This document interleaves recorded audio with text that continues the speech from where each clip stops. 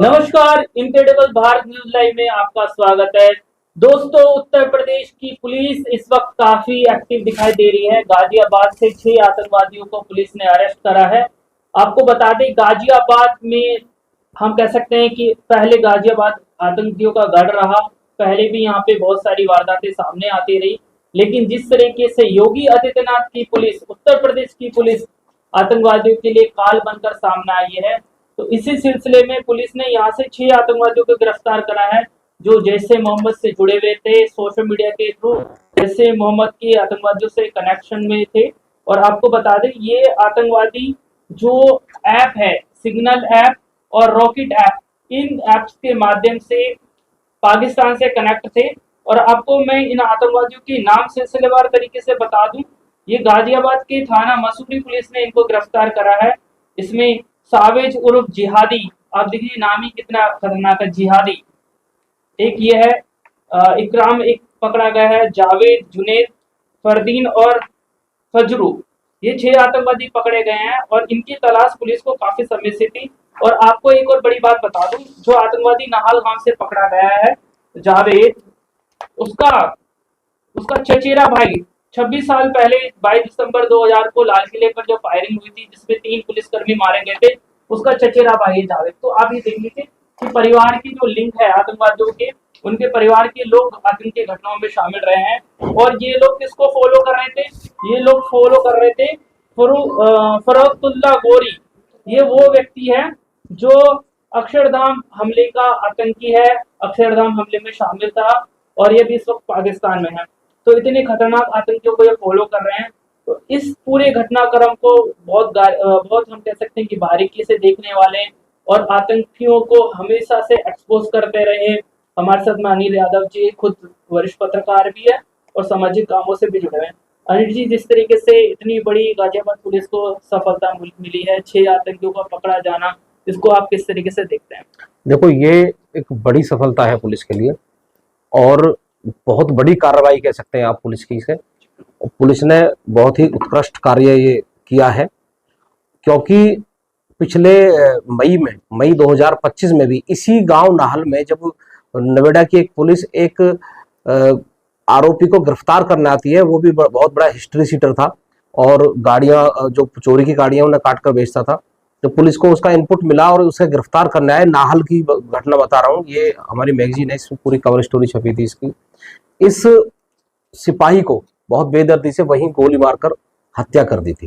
मतलब ये कितनी बड़ी बात है, पुलिस की एसओजी टीम आई हो किसी को गिरफ्तार करने और उसे मौके पर शूट कर दिया गया हो, ये नाहल की स्टोरी है। और मैं आपको बता दूं, आतंकवादी जो घटना हुई है ये हमें पहले से ही पता था कि जो नाहल है और नाहल के आसपास का, जैसे नाहल है, मसूरी है, डासना है, ये पूर्णतः मुस्लिम एरिया है। और मसूरी में शायद 2 परिवार हैं हिंदू और नाहल में भी शायद 1-2 हो। डासना में तो कुछ परिवार अभी हैं, क्योंकि वो धीरे धीरे निकल रहे हैं, प्लान कर रहे हैं, भाग रहे हैं यहाँ से। क्योंकि डासना, मसूरी और नाहल का एक बहुत बड़ा इतिहास है। मैं आपको बता देता हूं, शायद आपको इसकी मालूम ना हो। जब 1947 का दंगा हुआ था, तो 1947 के दंगे के बारे में जानकारी है कि वो दंगा हमारे देश में शुरू कहां से हुआ था? गढ़गंगा, जो बहुत प्राचीन मेला है गढ़गंगा का, वो मेला लगा हुआ था और हरियाणा से उसमें बहुत पब्लिक आती है। तो उस वक्त भी गढ़गंगा का मेला लगा हुआ था और जब वहां से ट्रेन श्रद्धालुओं की दिल्ली की तरफ आ रही थी, तो जो ट्रेन का ड्राइवर था वो मुस्लिम था। उसने, क्योंकि देश में छोटे छोटे दंगे हो रहे थे, उससे पहले बहुत बड़ा दंगा हुआ नहीं था, लेकिन उस कट्टरपंथी ने नाहल और मसूरी के दोनों के बीच में से रेलवे लाइन है आज भी, उसने नहर पे लाके ट्रेन को रोक दिया। और चूंकि पहले कोई ऐसा साधन नहीं था फोन करके या किसी और साधन से बुलाया जाए, वहां शोर मचा के उन कट्टरपंथियों को गांव से बुला लिया। और ये इतिहास में दर्ज है, वहां पूरी ट्रेन को काट दिया गया था। जो हिंदुओं की ट्रेन थी, भरी हुई श्रद्धालुओं की, उन्हें तलवारों से काट के लाद दिया था। तो तब से एक कहावत पड़ी है हमारे क्षेत्र में, बहुत बहुत पुरानी कहावत है, नाहल मसूरी डासना, जहां बचने की आस ना। यानी कि ये जो स्लोगन है, ये स्लोगन झूठा नहीं है, एक सच्ची घटना पर आधारित है। आज भी आप डासने क्षेत्र में, हिंदू क्षेत्र में जाओगे तो ये आपको जो कहावत है वो सुनने के लिए मिलेगी, नाहल मसूरी डासना, जहां बचने की आस ना। तो आप सोच सकते हैं, ये नाहल साधारण गांव नहीं है, मसूरी साधारण नहीं है। 2012 में इसी नाहल और मसूरी के कट्टरपंथियों ने थाने को फूंक दिया था और रॉकेट लॉन्चर से दीवार को फाड़ दिया था, फायर करके। आज भी वहां निशान है, वो सरकार ने बदल दिए थे, हालांकि उस टाइम पे समाजवादी की सरकार थी। और जो वहां एक सिपाही ने फायरिंग, क्योंकि कट्टरपंथी थाने के अंदर तक घुस आए थे, और जो पुलिस वालों के परिवार थे उन पर हमला बोलने की जब तैयारी हुई, क्योंकि वहां जाम लगा दिया था, जितने भी वहां हिंदू महिलाएं कारों में मिली सबके साथ बलात्कार हुआ, सबको चाकुओं से गोद दिया हिंदुओं को। तो एक पुलिस वाले ने गोली चलाई तो उसमें 5 कट्टरपंथी मारे गए थे। हालांकि तत्कालीन सरकार ने उन्हें मुआवजा देकर नवाजा था और सारी पुलिस को सस्पेंड किया था। उसमें एसपी देहात भी थे, जगदीश शर्मा, और थानेदार का मुझे नाम अच्छे तरह से ध्यान नहीं है। तो इसका नाहल मसूरी का तो भाई बहुत पुराना इतिहास है, बहुत ही पुराना।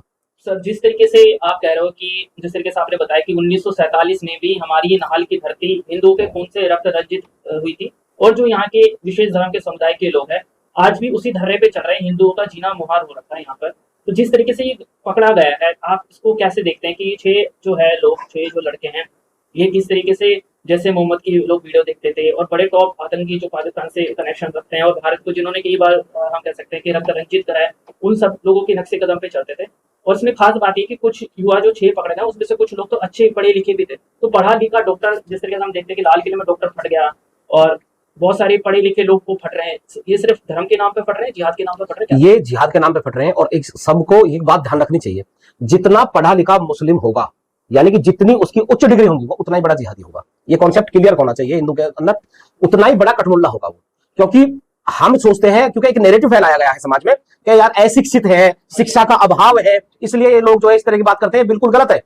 शिक्षा का जो अभाव है, उस शिक्षा के अभाव को केवल मौलाना उसका फायदा उठाते हैं, मौलवी फायदा उठाते हैं, आप लोगों के लिए उसका कोई फायदा नहीं है। जो पढ़ा, जितना ज्यादा पढ़ा लिखा होगा वो उतना ही ज्यादा कट्टर होगा, उतना ही ज्यादा साधन संपन्न होगा, उतने ही ज्यादा आइडिया वो जिहाद में अपने प्रयोग करेगा। आपने लाल किले का आपने उदाहरण दे दिया, डॉक्टर फट गया। और अभी इसी जो आतंकवादी पकड़े गए हैं नाल से, इसमें जावेद नाम का एक जो मौलाना है, वो 6 साल तक मदरसे मस्जिद में मौलाना रहा, और अभी तत्काल वो एक मदरसे का संचालन कर रहा था, यानी कि मदरसे में पढ़ाई करवा रहा था, बिल्कुल पढ़ा रहा था बच्चों को। तो क्या पढ़ा रहा था वो? यही पढ़ा रहा, जिहाद पढ़ा था। इनके मस्जिद में और मदरसे में अलग से कुछ नहीं होता, केवल जिहाद पनपता है। और इस्लाम का एक कॉन्सेप्ट है, यदि जिहाद धरती पे ना हो तो यहां जिहाद हर वक्त चलता रहना चाहिए। और वही कॉन्सेप्ट पढ़े लिखे पे लागू होता है, जो जितना पढ़ा लिखा होता है वो यहां जिहाद को पाले होता है। अभी एक दूसरे देश में, शायद ऑस्ट्रेलिया में, जो एक आतंकवादी ने दोनों बाप बेटा ने गोली चलाई थी, उसमें क्या हुआ था? वो पाकिस्तान का मूल निवासी था, पढ़ने के लिए ऑस्ट्रेलिया जाता है, और वहां उसने उसी टाइम पे प्लानिंग कर ली कि मैं यहाँ की लड़की से शादी करूंगा, मुझे यहाँ की नागरिकता मिलेगी, और फिर मैं यहाँ जिहाद करूंगा। फिर उसने सबसे पहले क्या करा? उसने गन क्लब ज्वाइन करा। हम लोग कितने हैं जो गन क्लब में जाते हैं? कोई नहीं जाता, क्योंकि उसे पता था कि हथियार मुहैया कराने के लिए मुझे गन क्लब ज्वाइन करना पड़ेगा, जिससे मुझे मल्टीपल हथियार और कार्टेज मिल सके। उसने वहां वो ही किया, और एक अपना बच्चा पैदा किया। बच्चे को भी जैसे वो समझदार हुआ, उसे जिहाद पे लगा दिया, उसे भी ट्रेनिंग दिलवाई। और जब ठीक वक्त आया, यहूदियों के फेस्टिवल पे दोनों बाप बेटा गन लेके गए और ताबड़तोड़ गोलियां बरसाती। क्यों? क्योंकि उसने जिहाद को 25 वर्ष तक अपने दिमाग में पाला था, और तब उसने वहां जाके पढ़ाई की थी। तो ये तो अब जावेद की इसमें साफ साफ है, जावेद मौलाना था। और उससे भी आगे देखो, जो सावेज, जो जिहादी नाम से, जो इसमें एक लड़का है जिहादी के नाम से, सावेज शायद, सावेज वो जिहादी 20 साल का लड़का है, 45 साल के मौलाना को टैकल कर रहा है। तो कितनी बड़ी ट्रेनिंग उसे जैसे मोहम्मद से मिली होगी। ऐप के जो रैकेट ऐप है, और रैकेट ऐप पे जो उसकी ट्रेनिंग चल रही थी, कितना उसका ब्रेन वॉश हुआ होगा कि उन्हें एक 48 साल और एक 45 साल के मौलाना को उल्टा चेला बना दिया, मतलब उसने उल्टा ट्रेंड करना शुरू कर दिया। तो ये बहुत बड़ी ट्रेनिंग है, इनका ब्रेन वॉश। ये तो फिदाई नहीं हमला करते, फट जाते हैं जाके। जैसे मोहम्मद का सिस्टम यह है कि वो कभी बचने के लिए नहीं जाते, और सीधे तौर पर दासने का देवी मंदिर उनके निशाने पर था, महामंडलेश्वर यति नरसिंह गिरी जी उनके निशाने पर थे, क्योंकि मंदिर की और नाहल की दूरी बहुत कम है, वहां से आसानी से रैकी हो सकती है। और हमने पुलिस को भी बताया, क्योंकि वहां गेट पर पुलिस लगी हुई है मंदिर के में। अभी 15 से 20 दिन से बहुत लोग मंदिर की रैकी कर रहे थे, बार बार स्कूटी मोटरसाइकिल पर आए, देखें, जाके। तो हमें पहले से शक हो रहा था कुछ ना कुछ एक्टिविटी गलत होने वाली है, और वो ही हुआ। क्योंकि 2020 में पीएफआई के लोग नाहल के पीछे वाले कलसीने गांव से पकड़े गए थे, मुरादनगर थाने की टीम ने पकड़े थे 7-8 लोग। उन्होंने भी यही जहर उगला था कि हम जो है नरसिंह गिरी जी को मारने आए थे, वो हमारे निशाने पर थे। तो ये आज का इनका नया षड्यंत्र नहीं है, ये हमेशा से नाहल मसूरी डासना। अगर इनके मदरसों की, इनके मस्जिदों की ठीक से यदि चेकिंग हो जाए तो बहुत बड़े खुलासे होंगे। लेकिन पुलिस अपना काम कर रही है, शायद इतनी हिम्मत पुलिस इस सरकार में नहीं दिखा पाएगी कि मदरसों की बारीकाई से चेकिंग की जाए। एक बार यहां एक पवन चौधरी नाम के एसएसपी साहब आए थे, तब गुरुजी ने मीडिया के सामने बोल दिया था कि यदि आप दासना और मसूरी के मदरसों को खंगालोगे तो हो सकता है AK-47 जैसे आधुनिक हथियार मिल जाए तुम्हें और बम मिल जाए। लेकिन SSP साहब ने उस टाइम समय करा क्या? हालांकि उस टाइम में योगी जी सरकार थी, तो उन्होंने उल्टा महाराज जी की एक फाइल तैयार कर दी कि इन्हें गुंडा एक्ट से निरुद्ध किया जाएगा और जिला बदल किया जाएगा, क्योंकि वहां हिम्मत नहीं हुई। या फिर नरसिंह ने बताए कि कहां 47 छपी हुई, कहां बम छपे, भाई ये तुम्हारा काम है, आप ढूंढोगे, नरसिंह थोड़ी ढूंढेंगे। या मतलब मुसलमान कह रहे हैं तुम्हारा मंदिर खुला हुआ, मंदिर में सब लोग आते हैं, मदरसे में सब नहीं जाते, मदरसे में कोई नहीं जाता भाई, मदरसे में वही जाएंगे जिनका एडमिशन है और जो सीधा कट्टरपंथी शिक्षा लेने के लिए वहां लोग जाएंगे, साधारण लोग नहीं जाते मदरसे में। तो आपने बोला है कि यहाँ नाहल मसूरी के मदरसों पे बंदूकें हैं, तो ये बात तो जाहिर हो गई है कि हाँ इन लोगों पे हथियार है। ये मैं इसलिए कह रहा हूँ कि मई में 2025 की हाल ही में मई में यहाँ पे पुलिस ने रेड मारी थी, तो पुलिस पे सीधी फायरिंग हुई थी और एक पुलिसकर्मी को गोली लगी थी। तो जब हथियार है इन लोगों के पास में, तभी तो गोलियां चली थी, तभी तो पुलिस के लोग घायल हुए थे। और आज भी नाहल और मसूरी में पुलिस की एक अकेले कांस्टेबल की हिम्मत नहीं कि वो कहीं पे चले जाए और किसी की दुकान बंद करवा दे या कहीं चेकिंग कर ले। इतनी डरपोक पुलिस वाले नाहर और मसूरी में है, वहां जाने से डरते हैं। तो योगी राज में तो अभी हमें लगता ही नहीं कि गुंडा राज यूपी में से खत्म हो पाएगा। क्या बोले? देखो, गुंडा राज योगी जी बहुत कोशिश कर रहे हैं कि इन कट्टरपंथियों को जो है दबाया जाए, लेकिन मैं इस पे अब केंद्र सरकार पे भी जाना पड़ेगा। हमारे यहाँ सरकारों ने, हिंदुवादी सरकारों ने कौन सी ऐसी नीति बनाई है कि जिससे इन पे परमानेंट कोई रोक लगे? जैसे सबसे मुख्य जो था वो जनसंख्या नियंत्रण कानून था, अगर बन जाता तो हो सकता था कि एक दिन जाके इनकी जो जनसंख्या है वो रुक जाती और जो समानताएं बनी रहती। लेकिन इनकी दिन रात जो पॉपुलेशन बढ़ रही है वो गजबाई हिंद की तरफ इशारा करती है। एक दिन जब इनकी पॉपुलेशन बढ़ जाएगी, और उसमें बहुत ज्यादा समय नहीं है, 5-6 साल का समय है, क्योंकि ये 35% जब ये बहुमत में हो जाते हैं तो सीधा गिरबान पर हाथ डालते हैं, और 50% में तो हिंदुओं को अस्तित्व रहता ही नहीं है। ये योगी जी ने भी अपने एक वीडियो में कहा है कि 100 हिंदुओं में एक मुसलमान सुरक्षित है, लेकिन 100 मुसलमानों में 10 हिंदू सुरक्षित नहीं है। हिंदू सुरक्षित रहेगा ही नहीं इनके बीच में। तो ये तो भैया लील जाते हैं। आप पाकिस्तान का उदाहरण ले लो, बांग्लादेश का ले लो, ये तो हर जगह जहां इनकी आबादी होती है खत्म कर देते हैं। तो भारत में भी वही सिचुएशन होने वाली है। 3 टर्म की हिंदुवादी सरकार चली गई, लेकिन हिंदुओं के लिए कोई भी ऐसा मुसलमानों पे ऐसा कोई कानून नहीं बनाया कि जब हमारी सरकार यदि बदल गई तो यदि का मतलब बदल जाएगी, क्योंकि यहाँ लोकतंत्र है। लोकतंत्र में सिर गिने जाते हैं, वोट गिने जाते हैं। लोकतंत्र में प्रजातंत्र तो है नहीं कि हमारा राज रहना है।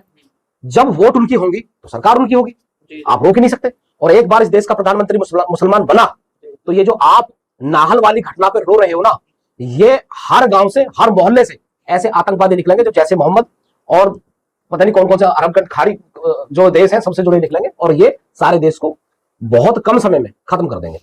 अब मैं आपका ध्यान मैं लेके जा रहा हूँ आपको मेवात की तरफ। मेवात में एक मेघालय की पुलिस की टीम, मेवात में एक लड़का था, वो मेघालय में ATM चोरी करता था, ATM काट के पैसे निकाला करता था, और वो आके मेवात में छुप गया था। तो उसको ढूंढते हुए मेवात पुलिस पहुंची थी और उसको कोर्ट में हाजिर करा था मेघालय पुलिस ने, और वापस वो दिल्ली से उसको मेघालय लेके जाते। इसी बीच कुछ जिहादियों ने पकड़ लिया मेवात में मेघालय पुलिस के लोगों को, क्योंकि मेघालय पुलिस के लोगों को अच्छे से हिंदी नहीं आती थी।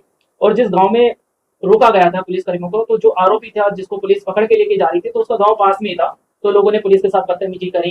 पुलिस की जो जिप्सी है उसमें जो हम कह सकते हैं कि कपड़ा लगा होता है उसको फाड़ने की कोशिश करी। पुलिस की जिप्सी के आगे ट्रैक्टर लगाने की कोशिश करी, बाइकें लगाने की कोशिश करी, और उस लड़के को बाहर खींचने की कोशिश करी महिलाओं ने और बाकी सारे लोगों ने। सबने टोपी लगा रखी थी। वीडियो में साफ दिख रहा है कि वो लोग कौन थे।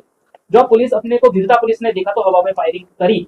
तो इसका बड़ा इशू बनाया गया कि मेघालय की पुलिस ने जबरदस्ती किसी को युवक को पकड़ लिया था और जबरन लोगों पे गोलियां बरसाई। और भारत में हम कह सकते हैं कि पुलिस ने लोकतंत्र को अपने हत्या कर ली। लोकतंत्र की क्या बोलेंगे? देखिए, ये मेघालय पुलिस तक तो आपको जाने की आवश्यकता है ही नहीं। यदि आप उस क्षेत्र की बात करोगे ना, क्या नाम बताया उसका? मेवात। वो मेवाती है। मेवात के बहुत सारे लोग दासना में भी हैं, उन्हें यहाँ भी मेवाती बोलते हैं। जहां भी मुस्लिम एरिया है वहां मेवात के लोग हैं। मेवात के मैं बता रहा हूं कितनी बड़ी हिंदुवादी सरकार हो आपके पास में। आज 14 मार्च 2026 को मैं इस स्टेटमेंट को दे रहा हूं कि आज भी मेवात के अंदर स्थानीय पुलिस जा ही नहीं सकती।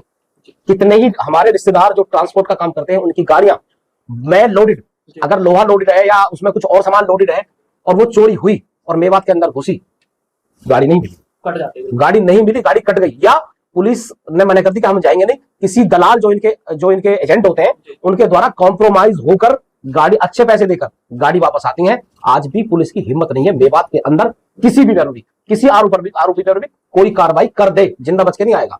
चाहे डींग मारने के लिए कुछ भी कह दो काम, तो ऐसे कर देंगे। अभी पीछे कितना बड़ा दंगा हुआ था, क्या उखाड़ दिया पुलिस ने?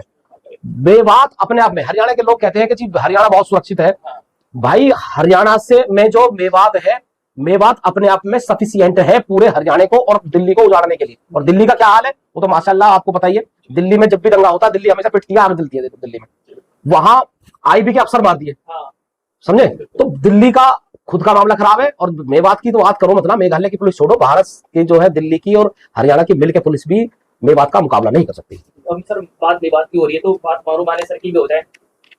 कथित जुनेद और नासिर की हत्या में मानू मानेसर को जेल हुई थी, लेकिन पुलिस ने कोई गवाह पेश नहीं कर पाई कि वाकई में इन लोगों ने मारा है। और अब जब मानू मानेसर 2.5 साल की जेल के बाद बाहर आए हैं तो नासिर जुनेद के परिवार वाले और सेकुलर मीडिया वाले बड़ा पुलिस पर आरोप लगा रहे हैं, सरकार का आरोप लगा रहे हैं। लेकिन कहीं ना कहीं इस बात को तो मानना पड़ेगा कि गोकशी हिंदुओं के लिए कलंक है। हमारे देश रामकृष्ण का देश है, यहाँ पे गौ माता को मुस्लिम लोग काट रहे हैं। साफ तौर पर देखा जाता है मेवात के इलाकों में काटा जाता है, गाजियाबाद के इलाकों में काटा जाता है और अधिकतर मामलों में मुस्लिम लोग ही गोकशी करते हैं और दिखावे के लिए गाय पालने का काम ये लोग करते हैं। तो इस घटना को आप कैसे? देखिए मोनू मानेश्वर की तो कोई गलती नहीं बेचारे। मोनू मानेश्वर ने, मोनू ने क्या किया, पूरे जिंदगी उसने गो तस्करों से लड़ते हुए चली गई। और जब गो तस्करी पे उसने शिकंजा कसा, ये पूरा देश जानता मोनू मानेश्वर को। मोनू मानेश्वर के ने एक बार को गो तस्करी को बिल्कुल जमीन दोष कर दिया, मिटा दिया। लेकिन तभी हमारे देश के माननीय हिंदू हृदय सम्राट मोदी जी अपने मन से कहते हैं कि ये जो गो रक्षक हैं ये आतंकवादी है, ये मतलब बदमाश है, ये मतलब बहुत अभद्र टिप्पणी जो गो रक्षक है उनके लिए की। जब प्रधानमंत्री खुद गो रक्षकों पर टिप्पणी करेंगे कि ये तो न्यूसेंस फैलाने वाले हैं, ये अपराधी है, ये इस तरह के काम करते हैं, तो पुलिस को बल मिलेगा। और पुलिस तो भैया आप जानते हो पुलिस को कहीं रास्ता मिल जाए, पुलिस का काम है लॉ एंड ऑर्डर को जो है मेंटेन रखना। अब कैसे रखा जाएगा, या तो प्रताड़ित को और प्रताड़ित करें या प्रताड़ित को जेल भेजें, कुछ भी करके उन्हें अपना काम करना है, शांति व्यवस्था बनानी है। उन्हें किसी से कोई मतलब नहीं है कौन पीड़ित है कौन पीड़ित करने वाला है, उन्हें कोई मतलब नहीं है पुलिस को। पुलिस ने क्या देखा, क्योंकि मेवात भारी है।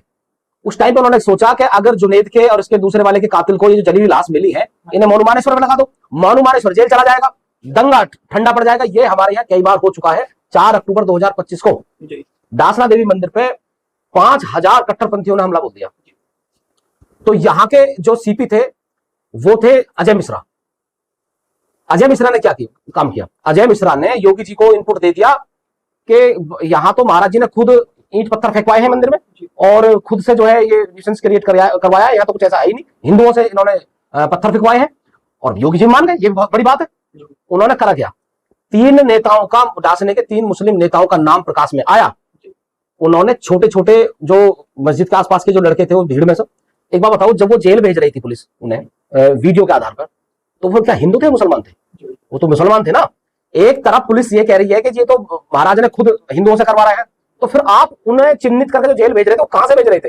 दूसरा, एक भी नेता पर कार्रवाई नहीं हुई। महाराज जी को 1 महीने डिटेन रखा, मुझे जेल भेज दिया। यानी कि हमारी तरफ कार्रवाई हुई, वहां छोटे छोटे बच्चे जो आए थे ना वहां पथराव करने, उनमें से कुछ बच्चे जो जेल भेज दिए 10-12 और शांति स्थापित कर दी। क्यों? कि हिंदू को दबाना बहुत आसान है, हिंदू को कुचलना बहुत आसान है। हमारे जेल जाने के बाद में पंचायत जब आई हिंदुओं की तो उस पर लाठीचार्ज करा दी सीपी साहब ने, खुलेआम हिंदुओं पर लाठीचार्ज हुई। तो मुसलमानों का तो मनोबल बढ़ा ना, तो इसका भी संज्ञान सरकारें लेती क्यों नहीं है? जब चुनाव आता है तो सब वोट मांगने के लिए मैदान में आ जाते हैं। अब मैं भी कह रहा हूं कि योगी जी बहुत अच्छा काम कर रहे हैं, लेकिन योगी जी इन बातों पर ध्यान देना कि भाई पुलिस ने कर दिया वो ठीक है। अभी जो 2 एनकाउंटर वो बहुत ही अच्छा हुआ, वो तो मसीहा हो जाते अगर जिंदा रहते, तो जिन्होंने सलीम वास्तव के ऊपर हमला किया है। लेकिन सरकारों को और अधिकारियों को यह भी समझना चाहिए कि असली मामला है क्या। केवल लीपापोती करने से आप जिहाद को और कट्टरपंथियों को पूर्ण रूप से खत्म नहीं कर सकते। केवल जो है हिंदुओं को दबा दिया और शांति व्यवस्था कायम कर दी, देखो बहुत बढ़िया चल रहा। कब तक बढ़िया चलेगा? कभी नहीं चलेगा। ये तो हिंदू खत्म होना भाई।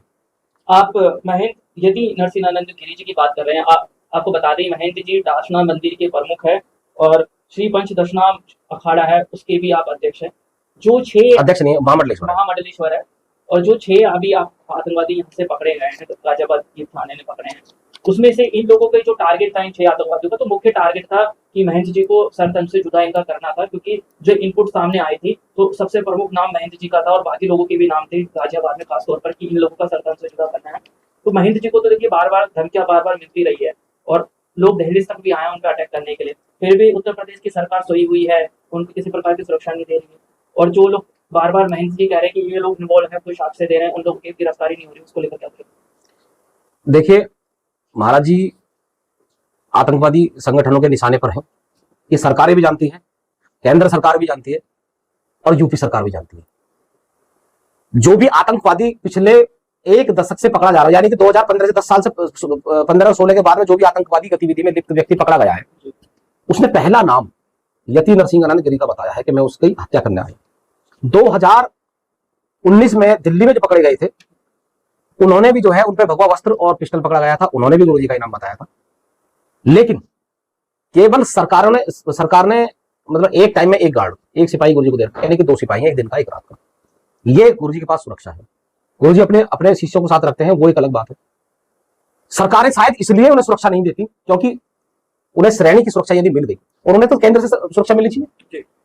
आपने देखा होगा छोटे छोटे, मैं नाम नहीं लेना चाहता, इतने घटिया जो बाबागिरी कर रहे हैं, जिन्होंने पिछली सरकारों में उन सरकारों के लिए काम किया खुलकर, और अल्लाह मौला गाया हमेशा, नबी के लिए गजलें गाई बड़ी बड़ी मंचों पे, उन्हें श्रेणी की सुरक्षा तब भी थी और श्रेणी की सुरक्षा आज भी है। क्योंकि महाराज जी बहुत मुखर रूप से इस्लाम के ऊपर बोलते हैं, मोहम्मद के ऊपर बोलते हैं, और इस्लाम को एक्सपोज करने की कोशिश करते हैं, सच्चाई बताते हैं कि इस्लाम है क्या।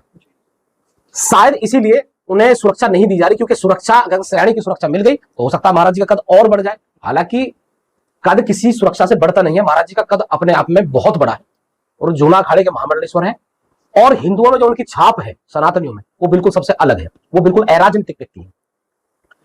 लेकिन ये मैं आपके चैनल के माध्यम से, जितने भी मेरे सामने कैमरे चल रहे सभी के माध्यम से कहना चाहूंगा कि उन्हें केवल सुरक्षा इसलिए, श्रेणी सुरक्षा इसलिए नहीं दी जा रही, कभी उनका लेवल ऊपर हो जाए और वो कल को राजनीति में आके खड़े हो जाए या किसी के कंपटीटर बन जाए। ये सरकारों की बहुत गलत फहमी है। हालांकि महाराज जी कभी भी राजनीति में थे, और उन्होंने उनका संकल्प में राजनीति में आऊंगा नहीं, उन्हें राजनीति में आना नहीं है। लेकिन जब आदमी, चाहे कोई हिंदुवादी है, चाहे कोई भी है, एक बार, चाहे कोई मेरा सगा भाई है, चाहे मैं खुद हूं, एक बार राजनीति में गया तो अपने बराबर वाले व्यक्ति को, अपने भाई को, अपने मित्रों को हमेशा इस नजरिए से देखूंगा, कहीं मेरा ये कंपटीटर ना बन जाए, कहीं मेरा ये कंपटीटर ना बन जाए। केवल इस भ्रम में नेता जीता है, इसलिए नेता किसी का नहीं होता।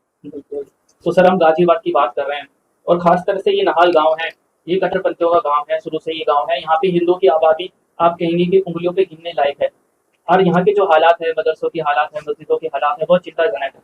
जब भी गाजियाबाद में कहीं से भी हिंसा होती है, आतंकवादी कनेक्शन का नाम आता है, तो सबसे पहला रनार पे नहाल और मसूरी क्षेत्र ही आता है। क्यों ऐसा हो रहा है? उत्तर प्रदेश में योगी जी की सरकार को भी लगभग दूसरा टर्म इनका चल रहा है, क्यों नहीं नहाल गांव आतंकवादियों से मुक्त हो पा रहा है? क्यों नहीं यहाँ पे हिंदू वापस पलायन कर चुके हैं, वापस क्यों नहीं बस पा रहे हैं? क्या बोलेंगे? या फिर जो 1947 में जो घटना हुई थी, वो तनाज़ी हिंदुओं को लगता है फिर से घटित हो जाएगी? देखो, 1947 की जो मैंने घटना बताई है, मुझे तो ऐसा लगता है कि एक बार दोबारा से यहीं से फिर कुछ बड़ा होने वाला है, यहीं से फिर कट्टरपंथी दोबारा से शुरुआत करेंगे। क्योंकि योगी जी ने आदेश दे रखा है कि भाई सब पे जो है शिकंजा कसा जाए, सारे कट्टरपंथी जितने भी हैं, जितने कटमुल्ले हैं, सबको जो है रोका जाए। लेकिन पुलिस क्या है कि जो आदमी प्रकाश में आया उसको पकड़ा, जेल भेज दिया। एक बार मंदिर से 2022 में एक गैंग पकड़ा गया था, जो धर्मांतरण गैंग था, भारत का सबसे बड़ा धर्मांतरण गैंग 2022 में शिव शक्तिधाम डासना से ही पकड़ा गया था। और इस बात को कहने में भी मैं नहीं चूकूंगा कि योगी जी ने ही योगी जी की ATS ने ही उसको खोला था, और उसमें बहुत मौलाना बहुत बड़े खुलासे हुए थे। वो महाराज जी का कत्ल करने आए थे, उनपे जो सर्जिकल ब्लेड होते हैं वो, और साइनाइड जैसा जहर, कुछ इस तरह का सामान पकड़ा गया था। वो भी मंदिर के ही जो हमारे वॉलंटियर थे उन्होंने पकड़ा था। पुलिस की चेकिंग में वो हाथ ही नहीं आए थे, किसी के गलत नाम, हिंदू नाम से एंट्री करा के अंदर घुसे थे। तो ये तो रही पुलिस की बात। योगी जी ने उसे बहुत इनिशिएटिव लिया, और उसका जब खुलासा हुआ तो बाद में आके जब वो बहुत ऊपर तक गया तो उसमें कुछ ऐसे नाम आ गए जो सेंटर के जो बड़े नेता थे, वो लोग उनसे बिलोंग करते थे, उनके मित्र मंडली में कहीं ना कहीं उनके कनेक्शन मिले। उसके बाद योगी जी की चली नहीं, और वो सारी जो इन्वेस्टिगेशन थी वही हो गई। और शायद इसी वजह से ये जो आप पूछ रहे हो ना, नहाल और मसूरी और डासना से ये आतंकवाद कैसे खत्म होगा? ये आतंकवाद तभी खत्म होगा जब बिल्कुल यहाँ के मस्जिद और मदरसों को खंगाला जाए, और बिल्कुल जीरो से लेके चला जाए, और सबको एक बार ठीक से पॉलिश कर दी जाए ना, तो सब कुछ ठीक हो जाएगा। लेकिन वहां तक कोई कार्रवाई होती नहीं है। पहले से पहले कोई ना कोई आके मिल जाता है, खत्म हो जाता है, किसी न किसी बड़े तथाकथित हिंदूवादियों से इनके संपर्क मिल जाते हैं और वो चीजें फिर वहीं खत्म हो जाती है। एक बहुत बड़ा सवाल ये भी है कि जो ये 6 आतंकवादी पकड़े गए हैं, हम कह सकते हैं कि बहुत बड़े भावी आतंकवादी, क्योंकि जिन लोगों को ये फॉलो कर रहे हैं जैसे मोहम्मद और फरुतुल्लाह गोरी तो पाकिस्तान में रहता है और उसने अक्षरधाम हमला करवाया था। इन जैसे हम कह सकते हैं कि बड़े आतंकवादियों को फॉलो करते हैं और इनके परिवार की लिंक्स भी, कुछ आतंकवादी जिनको पकड़े हैं उनके परिवार की लिंक, उनके माता पिता बांग्लादेश से कनेक्टेड है। इसको लेकर क्या बोलेंगे कि आतंकवादी का बीज सिर्फ इनमें बच्चों में नहीं, इनके परिवार में भी था? देखिए, अगर नाहाल और मसूरी या डासना की आप ठीक से, हालांकि एसआईआर जो चल रहा है वो पता नहीं किस तरह चल रहा है, ठीक से जांच करा ली जाए तो इसमें लगभग 20% लोग आज भी बाहर के मिलेंगे। पाकिस्तान बांग्लादेश के कोई ना कोई महिला, कोई ना कोई पुरुष आज भी, आज की डेट में भी मिल जाएगा। यही तो यही हमारा सिस्टम फेल है, क्योंकि हम अंदर तक घुस के उस पर कार्रवाई नहीं कर पा रहे, उन्हें निकाल नहीं पा रहे। अब जब हमारे पुण्याई वहां की चल रही है आतंकवादियों की, और जैसे जैसे मोहम्मद फरतुल्लाह है, ये इनकी आपने कार्रवाई देखी है, इनकी कार्रवाई कभी भी हल्की नहीं होती है, इनकी कार्रवाई बिल्कुल फिदायनी हमले वाली होती है। और जहां भी इन्होंने हमला किया, ये कभी खाली नहीं है यहाँ से, इन्होंने बड़ा ये अटैक मारते हैं, कभी भी छोटे अटैक नहीं करते हैं। और अभी जो हथियारों की बात हो रही है, जब इतने बड़े आतंकवादी संगठनों के सदस्य यहां से पकड़े जा रहे हैं तो उनके पास क्या वेपन्स हैं, कहां छुपे हुए हैं, कहां से सप्लाई है, कौन, ये सारी चैन खुलनी चाहिए। बिना हथियार के आतंकवादी गतिविधि कैसे हो सकती है, ये बताइए आप मुझे। केवल एक मोबाइल पकड़ लिया, जिस पर रैकेट ऐप है, फला ऐप है, उसके अलावा भी बहुत सारी चीजें से पकड़ी, अगर इनमें गहराई में जाएंगे बहुत सारी चीजें पकड़ी जाएंगी। तो हमारे देश की यूनिवर्सिटियों में हम कह सकते हैं कि आतंकवादी पल रहे हैं। आपने अल फलाह यूनिवर्सिटी का नाम देखा होगा कि वहाँ पे जो डॉक्टर था, डॉक्टर मोहम्मद जावेद उसका नाम था, वो लाल किले के सामने फट गया और कितने सारे लोगों की उसमें मौत हो गई। तो ऐसा नहीं, पेशेवर आतंकवादी, अच्छा खासा पैसा कमाने वाले लोग सोचते आतंकवादी और एक ही मकसद है जिहाद करना। अब बात आई गाजियाबाद की, तो यहाँ हर मोर्चे पे हम देखते हैं कि पुलिस जूझ रही है, यहाँ अभी काम हो रहे हैं, गौ हो रही है, तो पुलिस प्रशासन तो बंद नहीं करवा पा रहा है। हजारों गायें कट रही है रोड डेली, पुलिस प्रशासन बंद नहीं करवा पा रहा है।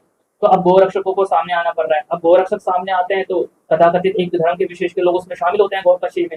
अब पकड़ते समय किसी की पिटाई हो जाती है, किसी की गाड़ी फोड़ी जाती है, तो ये कहा जा रहा है कि ये गौरक्षक अपना कानून हाथ में ले रहा है और मुसलमानों को टारगेट कर रहा है। देखो, नंदकिशोर गुर्जर ने गौरक्षा की बात कर दी, पता है आपको, सत्तारूढ़ी पार्टी के विधायक हैं, अच्छे खासे हिंदूवादी भी हैं। मैं मानता हूं कि सारे जितने भी यहाँ गाजियाबाद में विधायक हैं, नंदकिशोर गुर्जर सबसे बड़े हिंदूवादी हैं।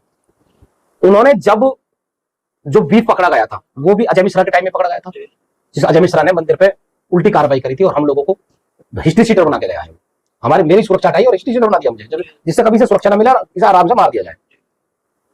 उसी विधायक के, उस सीपी की जो पुलिस थी ना, उसने कपड़े फाड़े पब्लिकली, और ये किसी से बात छुपी हुई नहीं है। वो अपनी कथा के लिए कलश यात्रा करवा रही थी और पारंपरिक थी, हर साल वो कथा कराते हैं, हर साल जो है यात्रा होती है, और एक विधायक की कलश यात्रा को पुलिस का इनपुट ना हो, ये कैसी बात हो सकती है? ये तो बिल्कुल बचकानी हरकत है। फिर मैं मानता हूं कि चलो तुम्हें पता नहीं था, एक दिन पहले शाम को पता चल गया, परमिशन नहीं है, ये नहीं है, वो इस तरह की बात करके, मतलब दरोगाओं ने, सिपाहियों ने इतने बड़े हिंदूवादी के और सत्तारूढ़ी पार्टी के विधायक के कुर्ता फाड़ दिया, पिटाई कर दी पब्लिकली। ये मैं इस ब्लेम को किसके ऊपर दूं? क्या इसको योगी जी को नहीं पता इस बात की? योगी जी ने बड़ी मुश्किल से, बामुश्किल सीपी का तबादला किया, लेकिन अड़ गए, नहीं करूंगा, तबादला नहीं होगा इसका। तबादला क्यों? क्योंकि उसने बीफ की बात उठाई थी, उसने गोरक्षा की बात उठाई थी कि ये बीफ कौन, इसका पैसा कहां गया? एक अधिकारी को, अजय मिश्रा को पैसा जा रहा था उसका, सीधी तौर। अपने अधिकारी को बचाने के लिए योगी जी जो फ्रंट फुट पर आते हैं ना, ये कहीं ना कहीं बात बहुत चुभती है हिंदूवादियों को और सारी जनता को। अधिकारियों को इतना खुला जो लगाम छोड़ रखी है, ये कहीं ना कहीं योगी जी की बहुत माइनस पॉइंट है। और अपने ही विधायक की इतनी बेइज्जती कराना, तो जो आपने गोरक्षा की बात पूछी है ना, तो गोरक्षक इसलिए बहुत पीछे है भाई। गोरक्षा की जो बात करेगा पुलिस, उसे देखो मानती तो कुछ है नहीं, चाहे गोरक्षक माने जाए कि हम बहुत बड़ा उत्कृष्ट कार्य कर रहे हैं, बहुत बड़ा कार्य कर रहे हैं हिंदूवाद के लिए, पुलिस उन्हें बिल्कुल अपने ठेंगे पर रखती है और कुछ भी कार्रवाई करने से चूकती नहीं है। तो गोरक्षक हम कह सकते हैं उत्तर प्रदेश में सीधे तौर पर पुलिस के निशाने पर है। और खासतौर की बात मैं कर रहा हूँ गाजियाबाद डिस्ट्रिक्ट की, तो यहाँ पे सब लोग बीजेपी के यहाँ पर, और बीजेपी को मैं कहता हूँ कि कथाकथित हिंदुओं की पार्टी है बीजेपी, और हिंदुओं पर हम कह सकते हैं कि गाजियाबाद में तो अत्याचार हो रहे हैं योगी जी के राज में, कम नहीं हुए हैं, कहीं कहीं तो बढ़ते ही जा रहे हैं। यहाँ का सांसद बीजेपी का, विधायक बीजेपी के, मेयर बीजेपी के, फिर भी अवैध मजारें बन रही है, फिर भी पुल के नीचे कैसे मौलाना जी आ जा रहे हैं, कैसे पीर बाबा चद्दर बैठ के लेटे हुए हैं, जहाँ देखो वहाँ चद्दर लगा के लेटे हुए हैं, अवैध गोकशी हो रही है, हिंदुओं का जीना मुहाल हो रहा है। तो आप चंद शब्दों में बता दीजिए कि आखिर के जो गाजियाबाद के जो लोग हैं, जो हिंदू है गाजियाबाद के, उनके लिए क्या मैसेज है कि अपनी सुरक्षा के लिए, अपने बच्चों की सुरक्षा के लिए उनको क्या स्टेप लेना चाहिए, क्योंकि इतने आतंकवादी यहाँ पे पकड़े जा रहे हैं, 6-7 आतंकवादी पकड़े। देखो, मैं सारे हिंदूवादियों से एक तो ये अपील करना चाहता हूँ, मस्जिद मजार छोटी मोटी बात इन पर आप चिल्ला भेज रहे हो, लेकिन ये आप बिल्कुल मान लो कि जो आप ये कह रहे हो, सोच रहे हो मन में ये हो कि हिंदूवादी सरकारें आपको बचा लेंगे, कोई आपको बचाएगा नहीं। मैं ये भी नहीं कह रहा कि आप हिंदूवादी कार्य मत करो। हर हिंदू को, हिंदूवादियों को छोड़ो, हर हिंदू को कम से कम इतना सक्षम जरूर होना पड़ेगा कि वो किसी और को ना बचाए, अपने परिवार को बचा ले। अपने आप को और अपने परिवार को, अपने बच्चों को बचाने के लिए हर हिंदू को सक्षम होना पड़ेगा, हथियार रखना पड़ेगा। कुछ भी करके इतने ताकतवर बनिए कि जब अपने परिवार पे आंच आए तो अपने आप को बचा लो। कोई पुलिस, कोई प्रशासन, कोई सरकार आपको बचाने नहीं आएगी। इसका हाल ही में आप जो है बांग्लादेश से आप उदाहरण ले लो, क्या हुआ है। या मुस्लिम आबादी बढ़ेगी और आपको रौंद दिया जाएगा। हर हिंदू अपने घर में अपने बच्चों से कहे, जो बुजुर्ग हो गए हैं या जिनकी उम्र एक उम्र से कैटेगरी से बाहर पहुंच गए, कि अपने बच्चों से कहें कि बच्चे ज्यादा से ज्यादा पैदा करें। अरे वो बच्चे पैदा कर रहे हैं इस बात को कह के सब अल्लाह की देन है, और वो सच्ची कह रहे हैं अल्लाह की देन है भाई। और ये तो प्रकृति का नियम है, जिसे जन्म दिया है, जिसे चौंच दी है, उसे चुग्गा जरूर मिलेगा।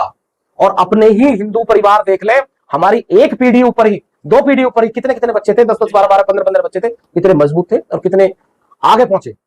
लेकिन जब से एक बच्चे की बीमारी आई है, सब उसे आईएएस और पीसीएस बनाने के चक्कर में लग रहे हैं, आईपीएस बनाने के चक्कर में। वो कुछ नहीं बनेगा, केवल मुसलमानों का ग्रास बनेगा।